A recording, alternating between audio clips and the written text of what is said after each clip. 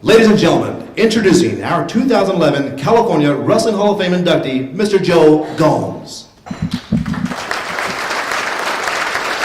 His presenter is the class of 2001 Hall of Famer, Dr. Alan Abraham.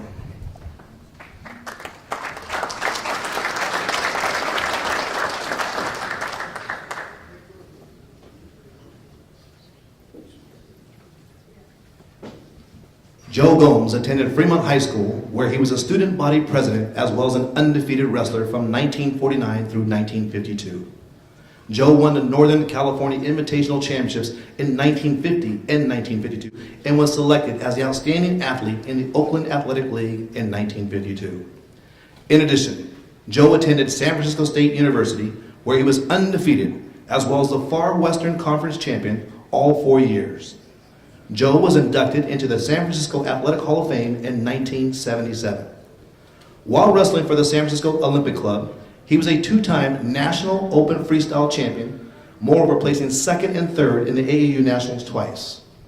Joe won the Pacific Association AAU Championship 17 times, as well as the Western Regional Championship 7 times. Then in 1964, after 15 years of competition, Joe retired from the AAU competition.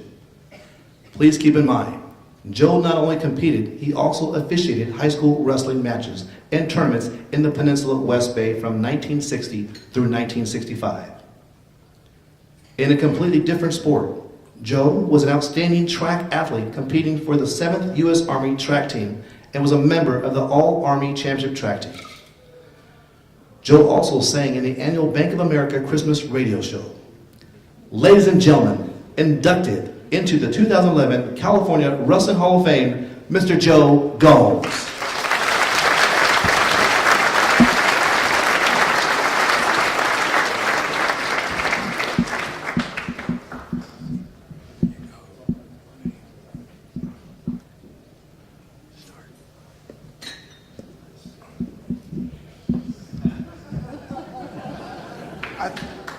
I thought I could get away with this, but he's too damn tough for me. Good evening, honored guests, fellow wrestlers, inductees, and a special salute to the men and women that made the California Wrestling Hall of Fame possible. I've got a reputation for outspeaking Fidel Castro, if you can believe that. So I'll try to spare you that. I actually had my first wrestling match at Fremont High School in 1949 under Harold Bourbon. You signed up for wrestling class, and then out of that wrestling class, Coach Bourbon said that we would pick the varsity team because we had some fellows graduating, and those of you that had the right stuff would be replacing those members that were graduating. And he said, and keep this in mind, when you boys make my wrestling team, I do not like to lose. Harold Bourbon had the kind of smile that could charm and melt the polar ice caps. But he also had that sense of confidence behind him. You would want him walking down a dark alley beside you. He was a tough boy. They even kicked him off the football team that he coached. He was also the head of the athletic department at Fremont High School. I can owe him for my attitude, and championship is an attitude. I saw those words in the hall of the United States Army Academy at West Point. That banner with those words emblazoned on it stood with all the other banners. Some of them were by famous generals like MacArthur, who said, "I shall return." And there were some times I didn't think I was going to return. But I had a good time wrestling for Fremont High School. And then I got drafted during the Korean conflict. And I came back, signed up for wrestling at the Oakland YMCA. And I really thought I was a tough kid until the first boy just wiped me clean. We had the old mats that were canvas and had the old buttons that tied them down like an old mattress. And that first boy just cleaned my clock. And I said, nobody beats Joe Gomes. So I said, wait till I get my hands on the next wrestler. The next wrestler made mother's helper out of my face. His name was Lee Allen. Lee Allen, the last time I spoke to Lee was, he was coaching up at Skyline College, I think. But he's endeared in my heart. And besides Lee, there was also Russ Camilleri, who's here tonight. Russ is a hell of a chess player. And we were down at Norman, Oklahoma one year in 1960, vying for the Olympic team at that time. And Russ said, Joe, why don't we play chess to pass the time? Because we'd get up at 6 o'clock in the morning, work out, run the stadium stairs, and at 9 o'clock we'd go in and have breakfast, and we were off from 12 o'clock till 3 o'clock. And at 3 o'clock we would work out again and then run the stadium stairs at the end of that time, which was 6 o'clock. We had a boy by the name of Hallow Wilson. Hallow weighed about 360 pounds, give or take a few hundred pounds. But he used to drink a gallon of milk for each meal. And finally the coaches said, Hallow, we cannot afford to keep you on this team. You got to cut your milk down. Along with my high school career, I also met some wonderful people from Hayward High School at the Northern California State Championships at UC Berkeley.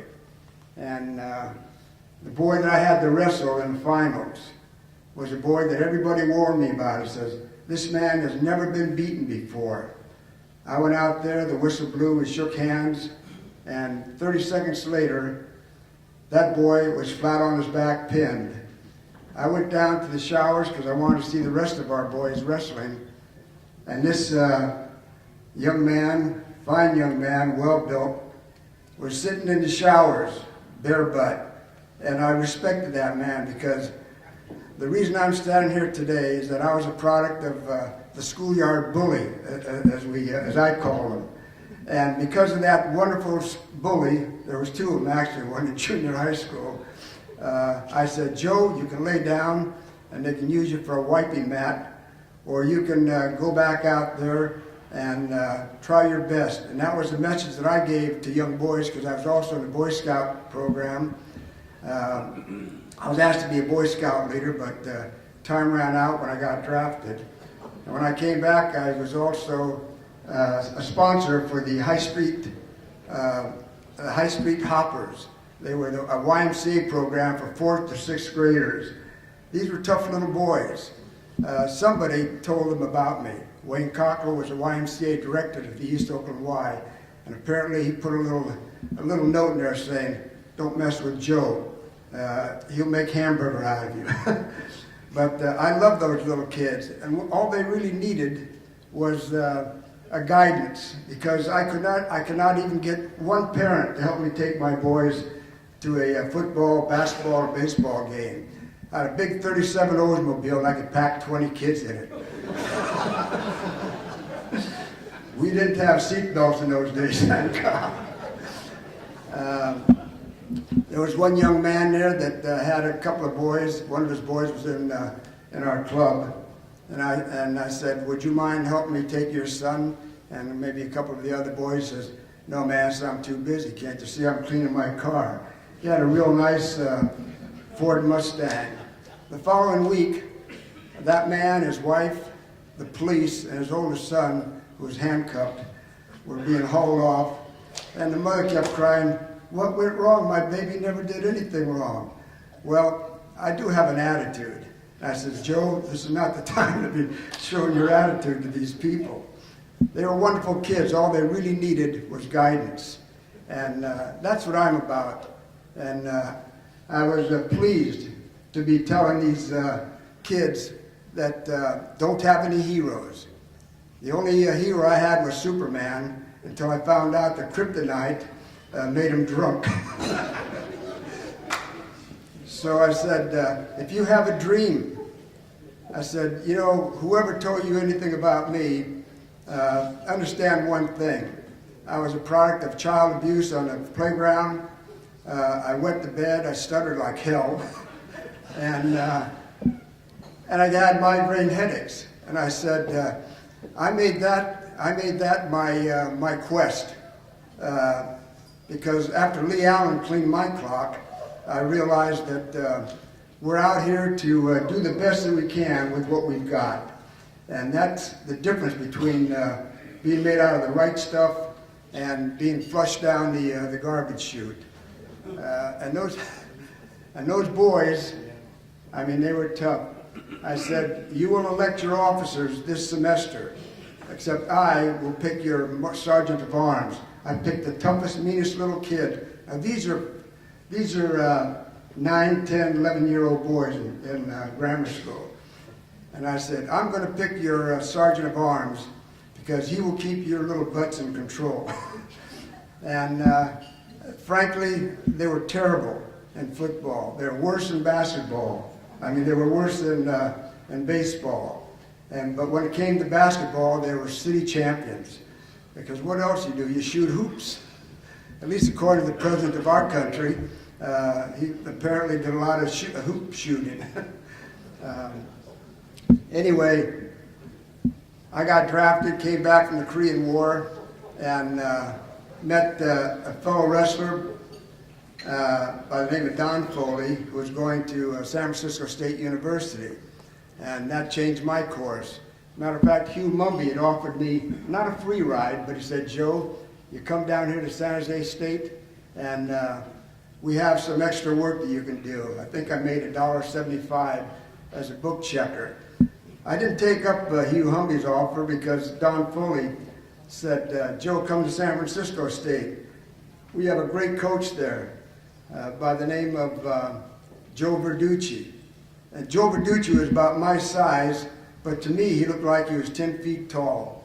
When he put his arm around you on the wrestling mat, I felt like I was in a 100-ton car crusher. And Joe Verducci, as some of you know, passed away during one of our football homecoming games.